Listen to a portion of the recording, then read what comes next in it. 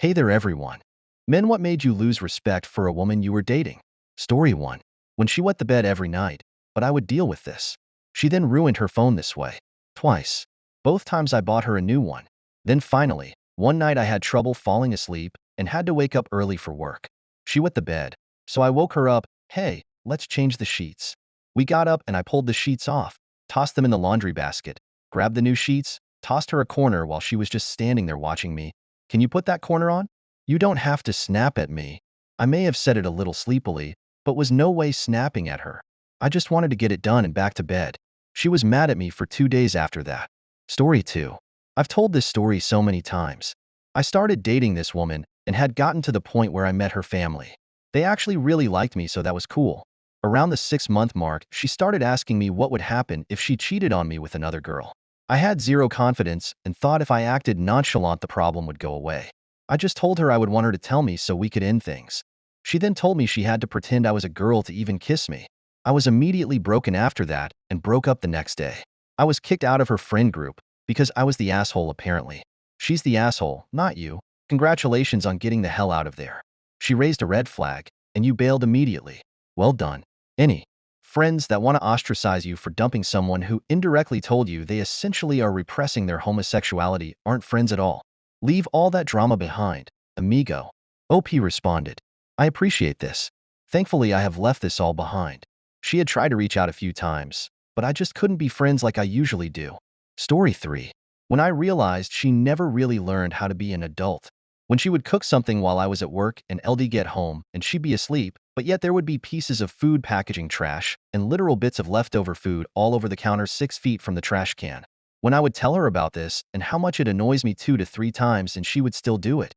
When she always forgot to pick up her kid's piss diaper off the bathroom floor and it would be there for days until I used the bathroom and found it and threw it away. When I would find dirty dishes in the sink for days to the point they're attracting flies, and I'd ask her to put them in the dishwasher and she'd insist that because they weren't hers, even though I knew for a fact at least half of them were, she didn't feel like she needed to put them in the dishwasher. When she would slam the doors for no reason, and I would tell her how much it annoys me, and she would continue to do it. Thank you for exiting stage left on this.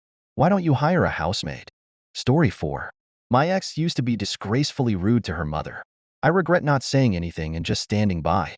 But in the end, the way she acted towards her innocent mother was probably 20% the reason I ended it with her. She wanted me to pay for everything even though she had money. It made me instantly lose interest when I noticed this, and shortly after I ghosted her because of this. You could have told her why though. Ghosting is pretty harsh. OP responded. I agree, but she deserved it. Story 5. She couldn't look at me in the eye when I asked her if she was cheating on me. She was deleting messages from her phone, but didn't know they were being copied on her Apple Watch, and she forgot to delete those. That relationship was incredibly toxic. After we broke up, she played the victim and started posting pics about domestic violence and emotional abuse, etc., insinuating that I was abusing her and that she was a victim. Story 6. Discussing private couple-only matters with her friends and taking stupid advice about trivial things rather than discussing with me and thinking for herself. Big red flag. Story 7.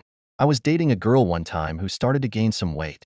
Not a big deal, but she kept complaining about it. I made a pot of healthy turkey chili because she wanted to have a healthy dinner. She proceeded to load up her bowl of chili with sour cream and shredded cheese. That was the moment. I was done. Don't complain about gaining weight if you're going to eat like a fat person. To be fair, you might as well if you're having chili. Chili with sour cream? That sounds terrible. Cheese I can understand, but sour cream? Story 8. There were some things, but what really was the last nail to the coffin was when we were at a sushi restaurant during New Year's Eve. It was a restaurant where only a limited amount of orders were allowed, and all plates had to be empty before a new order could be made. We all ordered food, and just before we wanted to make the next orders, we noticed some leftover sushi rolls that she ordered. However, despite her specifically ordering the rolls, she decided she didn't want them anymore.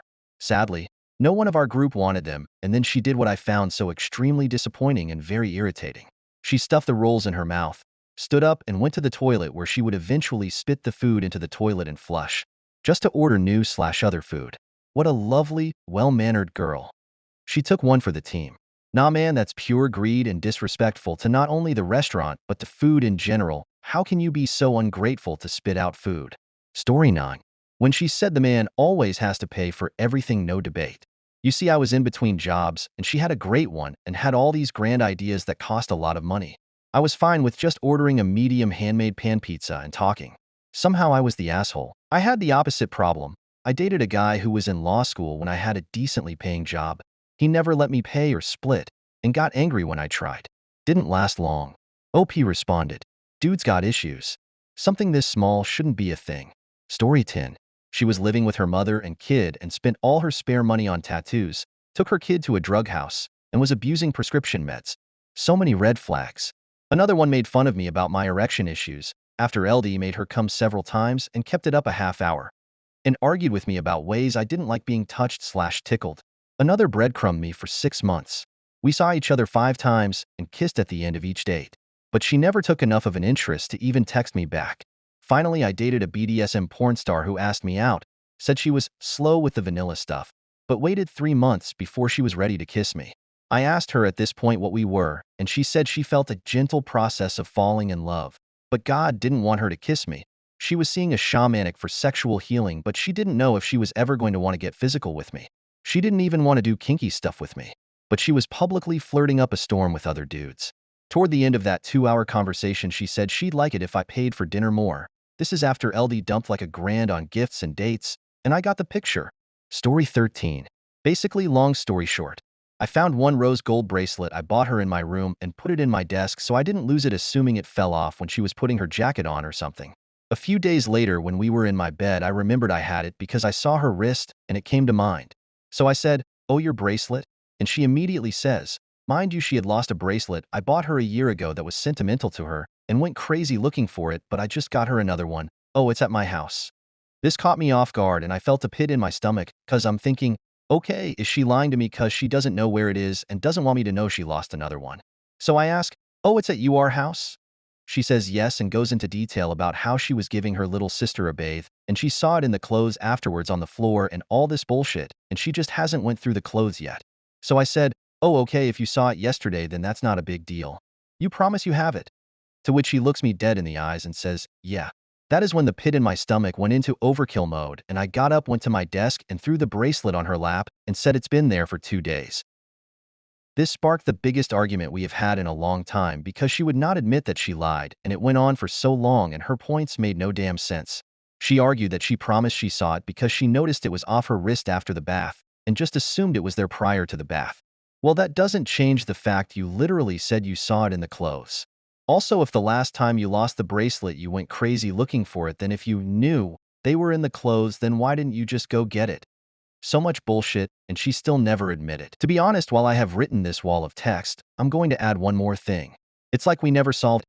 I get mad, then we don't come to an agreement, and usually it's because of something she does.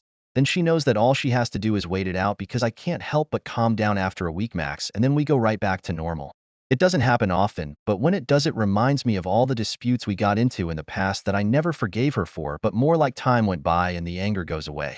It's so weird because I don't want to hang on to the past, but it's not like I forgave her for lying to my face in reference to this situation. She never admitted she felt she was intentionally lying. So I just calmed down, and in a week we are back to normal. Sounds like someone I used to deal with. It's the little lies over nothing that make you doubt the bigger things.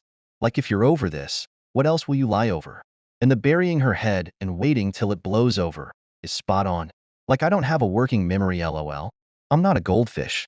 OP responded, "Dude, you hit nail on the head. It's the little lies over nothing that make you doubt the bigger things. Like, if you're over this, what else will you lie over?" Story 14. One night, I take her out to eat. Then I decided to take her to a nice lounge for some drinks and dancing. After a few drinks, she went outside to smoke a cig. When I looked out the window, I saw her laughing it up with the security guard. While we were dancing, she told me the security guard likes her. Later that night, when I come out the restroom, I see her sitting at the bar, talking to the DJ who was rubbing her shoulder. I was going to ditch her right then and there, but she came back over to me, pissy drunk. I spent over $50 Ubering her home, since there was no way she was going to make it home by herself.